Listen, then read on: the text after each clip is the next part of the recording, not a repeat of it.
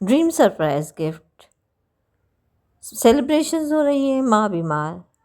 जी दोस्तों, तो बात हो रही है सिस्ट्रोलॉजी की। जी हाँ, जिस सिस्ट्रोलॉजी को आप जानते हैं और जिनके मिलियन व्यूअर्स हैं, सब्सक्राइबर्स हैं, और वो बस कंटेंट क्रिएटर्स हैं, कंटेंट बनाते हैं, हर चीज़ को पेश करवाया जाता है।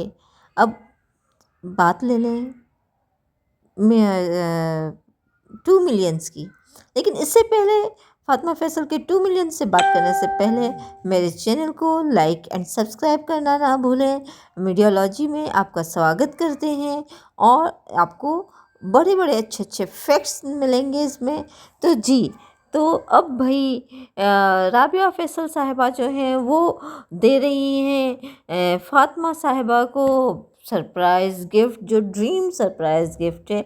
और फिर देखिए, आपके सेलिब्रेशन हुई 2 मिलियंस की सेलिब्रेशन में जो इन लोगों ने एक थीम बनाई पिंक ड्रेसेस की जो पहनी, और उस पर फिर पार्टी पॉपर वगैरह और फोम जो छिड़का जा रहा था, उसमें बार बार आप फातिमा की आवाज़ सुन रहे थे कि ये कपड़े हमने वापस भी करने हैं, इसको ख़राब मत करो, ये करो। लेकिन उसकी बहनें एक भी नहीं सुन रही थी और बार बार वही फॉर्म लगाए जा रही थी।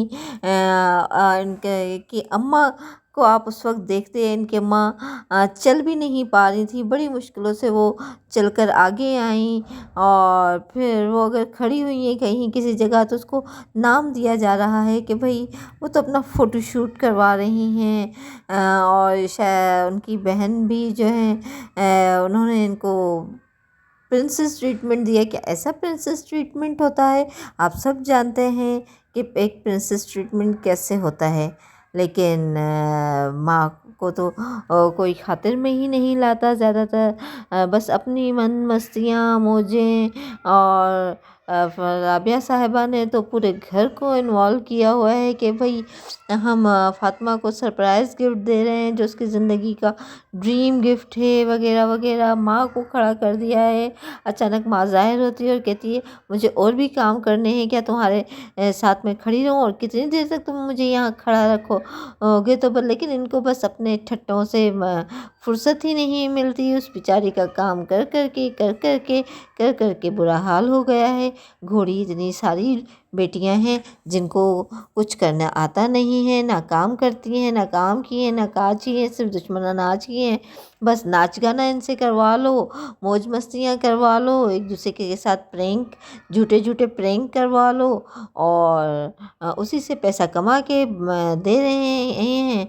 अम्मा को तो अब काफ़ी ऐसे गुजरने के बाद पता चल रहा है कि सारी जिम्मेदारियां उन्हीं के सर पर हैं। और बड़ी बड़ी बेटियां जो हैं जो शादी के लायक हैं सारी की सारी, लेकिन वो बस पैसे कमाने की फ़िक्र में है। लेकिन माँ की का कोई पुरसाने हाल नहीं है, ना नाश्ता खुद बनाती हैं, ना पानी भी शायद उठ के नहीं पीती हैं, और माँ को भी कंटेंट के चक्कर में खड़ा खड़ा रखती हैं। तो ये सारी चीज़ें तो आप सब देख रहे हैं कि कंटेंट बनाने के चक्कर में क्या कुछ हो रहा है। और फिर ऊपर से हाँ, तो आप खुद देख सकते हैं कि जब सरप्राइज़ ड्रीम गिफ्ट की बात आती है और वो खुलता है तो आपको क्या मिलता है? सिद्धू मूसेवाले की एक तस्वीर मिलती है जिसमें मुख्तलिफ़ तस्वीरें सेट की गई हैं, और फिर उस पे वालहाना अंदाज़ जो फातिमा का होता है उसको देख के तो सब हैरान ही रह सकते हैं। और एक जवान जहान लड़की एक गैर मर्द के साथ जिस तरह से वो उसको कर रही है, अप्रिशिएट कर रही है और उसके साथ वो कर रही है, वो कोई एक इज़्ज़तदार घराने की लड़कियां नहीं कर रही होती। माँ भी देख रही है, बाप भी देख रहा है, लेकिन उन्हें क्या है, उन्हें तो डॉलर्स की ज़रूरत है, डॉलर्स आ रहे हैं, फिर चाहे कोई कुछ भी करे। काश फातिमा बस कह नहीं सकती, लेकिन काश काश काश ये ज़िंदा होता तो शायद फिर फातिमा इसी के साथ शादी करती, इसी को अपना जीवन साथी बनाती, क्योंकि मज़हब की तो इनके बीच में कोई बात है नहीं। और इनको तो बस जिस तरह से वो मर गया था और फिर फातिमा ने सोग मनाया था वो भी सबके सामने है। और माँ की कोई परवाह नहीं, माँ बीमार हो चाहे मरे, चाहे ना घूम सके ना कुछ कर सके, डॉक्टर के पास जाती है नहीं जाती है, हमें उससे कोई सरोकार नहीं है, उससे कोई वास्ता नहीं है।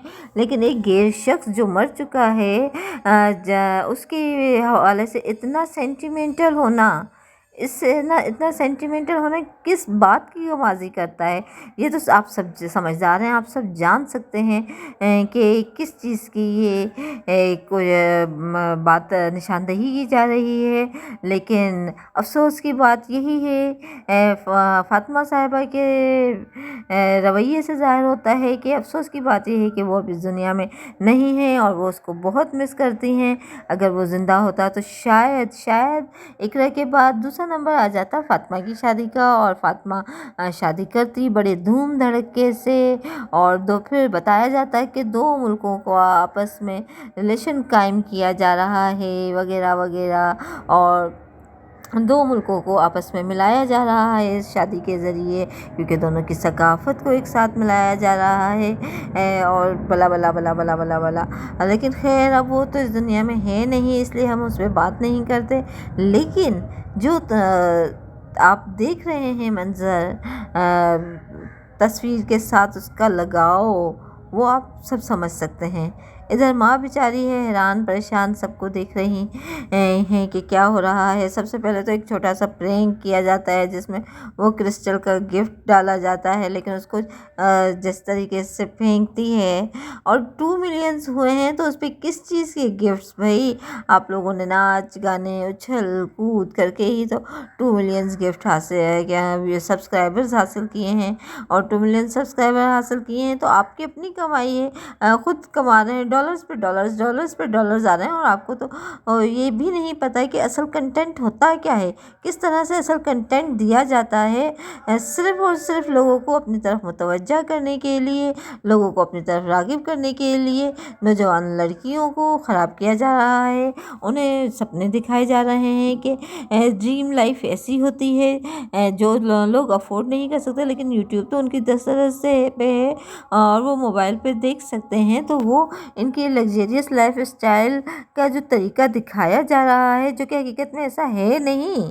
آپ اگر ان کے گھر اچانک چلے جائیں تو یہ آپ کو وہاں سے چھپرا نظر آئیں گی، جی، کیونکہ یہ ساری چیزیں جو پہن رہی ہوتی ہیں، دکھا رہی ہوتی ہیں، ساری پروموشنل ہوتی ہیں، ساری پیڈ ہوتی ہیں، یہ اپنی جیب سے تو کوئی خرچہ کرتی نہیں ہے، لیکن دنیا کو دکھانے کے لیے ساری پیڈ چیزیں کر رہی ہوتی ہیں، اور معصوم لڑکیاں جو ہیں ہمارے ملک کی، وہ اس سے کا غلط امپریشن لے رہی ہیں، اور اس غلط امپریشن کی وجہ سے ان کے گھر کا ماحول بھی خراب ہو رہا ہے۔ اس لیے ان لوگوں کو چاہیے کہ اپنے کنٹینٹس پر توجہ دیں اور ادھر ادھر کی نہ ہانکیں۔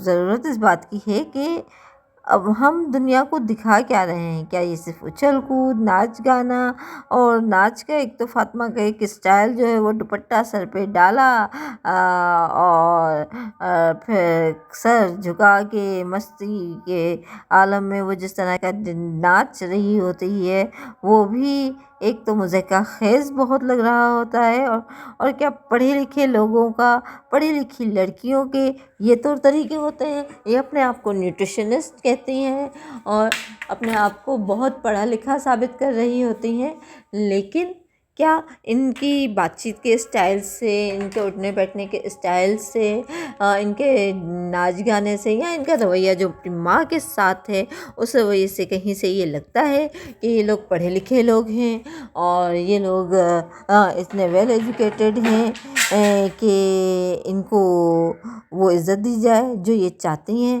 کمنٹس تو آپ ان کے پڑھیں جا کے، آپ لوگ خود پڑھیں جا کے کہ ان کے کمنٹس میں لوگ ان کی کس طرح سے کلیئی کھول رہے ہوتے ہیں۔ وہ کبھی میں آپ کو دکھاؤں گی، کبھی دکھاؤں گی کہ آپ دیکھیے کہ یہ کس طرح سے لوگ ان پر کا مذاق اڑا رہے ہوتے ہیں، اور وہ زیادہ تر کمنٹس تو ہائڈ کر دیے جاتے ہیں تاکہ سارے لوگ نہ پڑھ سکیں، لیکن ہم آپ کو دکھانے والے ہیں ان کی کمنٹس بھی۔ Thank you.